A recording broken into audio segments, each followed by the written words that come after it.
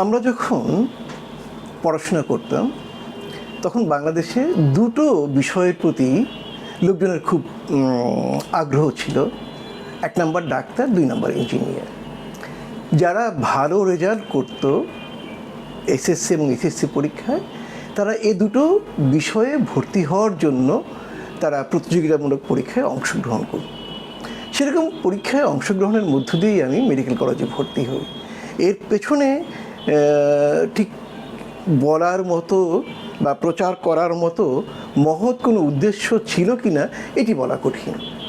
আমরা আমাদের ছোটোবেলায় তখন সারা দেশে মেডিকেল কলেজের ছিল 8টি এবং সেখানে 1200 স্টুডেন্ট ভর্তি হতে পারত। অর্থাৎ একটা জেলায় 1জন 2জন বা 3জন এরকম। ফলে আমি যে পাড়াগাঁয়ে জন্মগ্রহণ করে বড় হয়েছি, সেখানে স্কুলে গেলে এই স্বপ্ন টপ্ন দেখার মতো বিলাসিতা আমাদের থাকতো না। পড়াশোনা করেছি, পরীক্ষা দিয়েছি, পাশ করেছি, ঘটনাক্রমে ভালো রেজাল্ট হয়েছে এবং মেডিকেল কলেজে পরীক্ষা দিয়ে ভর্তি হতে পেরেছি। এটাই ছিল একমাত্র। আর অনেক বড় বড় স্বপ্ন বা আমাদের অভিভাবকরা এই স্বপ্ন দেখানোর মতো করে আমাদেরকে বড় করে নাই। আমরা অনেকগুলো ভাই বোন, 7জন ভাই বোন, সবাই নিজেরা খেলাধুলা করে ভাগাভাগি করে খেয়ে দিয়ে আমরা বড় হয়েছি এবং গ্রামীণ একটি নিম্ন মধ্যবিত্ত বা মধ্যবিত্তের টান পূরণের জীবনের ভেতর দিয়ে। ফলে স্বপ্ন দেখার মতো কোনো মহৎ ব্যাপার আমাদের ছিল না। আমার বাড়ি হচ্ছে, আমার জন্ম স্থান হচ্ছে মানিকগঞ্জের এখন উপজেলা, তখন ছিল এটি থানা, সাটুরিয়া উপজেলার বা থানার বড়াইদ নামের একটি গ্রামে। গ্রামটি ধলেশ্বরী নদীর তীরে অবস্থিত এবং আমাদের বাড়ি একাধিকবার ধলেশ্বরী নদীতে ভেঙেছে এবং এই ভাঙা গড়ার মধ্য দিয়েই আমাদের অঞ্চলের মানুষেরা তাদের জীবনযাপন করে। তো সেখানে জন্মগ্রহণ করেছি এবং আমার ছোটোবেলায় এবং কৈশোরে সবচেয়ে স্বপ্নময় সময়টায় জীবনের দীক্ষা সম্ভবত দুটো জায়গায় থেকে আমি পেয়েছি। একটি হচ্ছে ধলেশ্বরী নদী, আরেকটি হচ্ছে দিগন্ত বিস্তৃত ধানের মাঠ বা ক্ষেত। এই দুটো আমাকে সম্ভবত জীবনের ভিন্নতর দীক্ষা দিয়েছে। যেমন নদীর একটি ভাষা আছে, এটি কেউ বুঝতে পারবে কিনা আমি জানি না, কিন্তু সন্ধ্যাবেলায় নদীর তীরে একা বসে থাকা, সন্ধ্যার গধূলিতে আধো অন্ধকারে নদীর কুলকুল শব্দ, এই শব্দের মধ্যে একটা ছন্দ, একটা বিশেষ বার্তা আছে যা মানুষের মনোজগৎকে উন্মোচিত করে। এ কারণেই ধলেশ্বরীর নদীর প্রতি আমার অসীম ঋণ। আমি মাঝে মাঝে মজা করে বলি, আমি রবীন্দ্রনাথ ঠাকুর নামের কবিকে পছন্দ করি। সে তার একটা কবিতায় লিখেছিল ধলেশ্বরী নদী তীরে পিসিদের গ্রাম।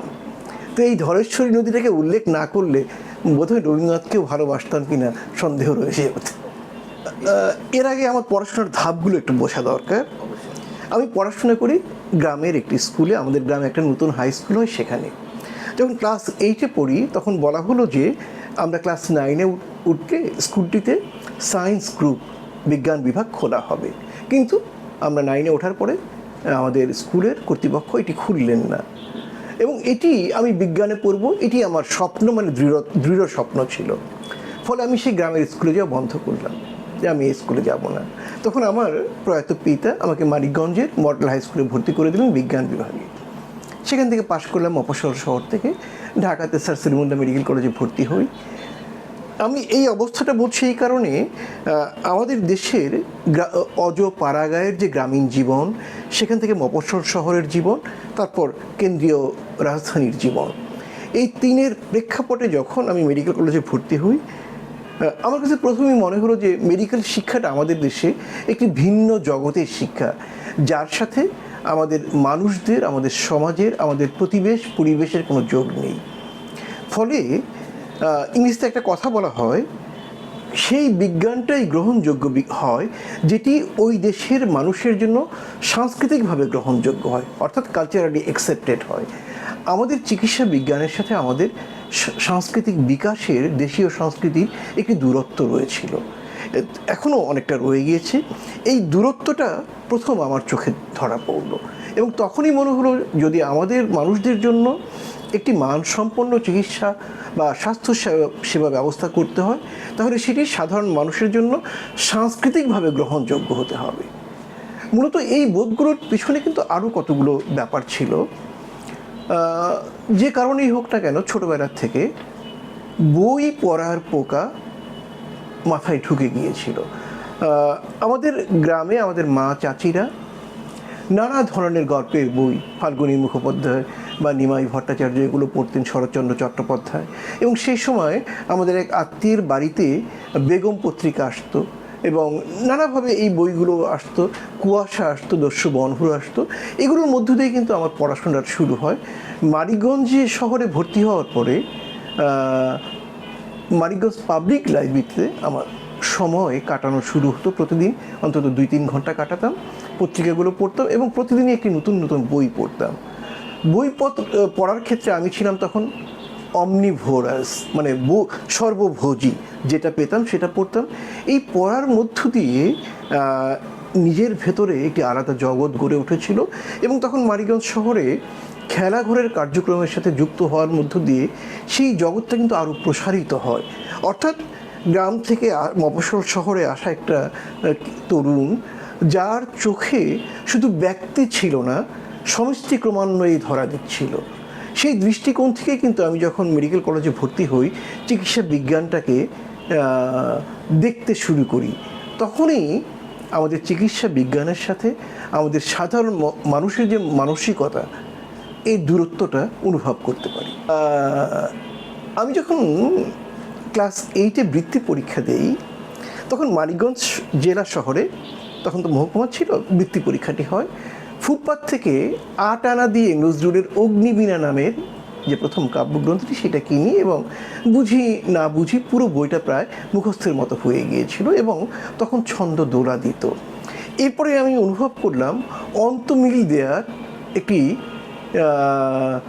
ক্ষমতা আমার রয়েছে, এটি সহজাত। খেলাঘরে যুক্ত হওয়ার সাথে ছড়া লিখতে শুরু করলাম এবং 1976 সনে দৈনিক সংবাদে খেলাঘরের পাতায় আমার প্রথম ছড়াটি প্রকাশিত হয় এবং মূলত এভাবেই লেখালেখির মধ্যে প্রবেশ করি।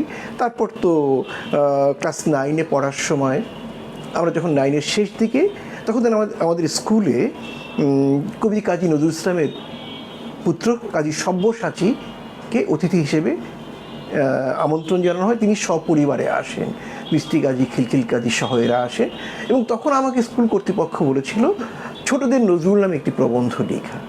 মূলত এভাবেই লেখালেখির সাথে আমার যুক্ত। এবং এই সময়ে তৎকালীন হুমায়ুন আহমেদের লেখা, অথবা ওই সময় যারা লিখত কবিদের মধ্যে নির্মলেন্দু গুণ, মহাদেব সাহা, আবুল হাসান, এদের লেখার সাথে পরিচিত হই।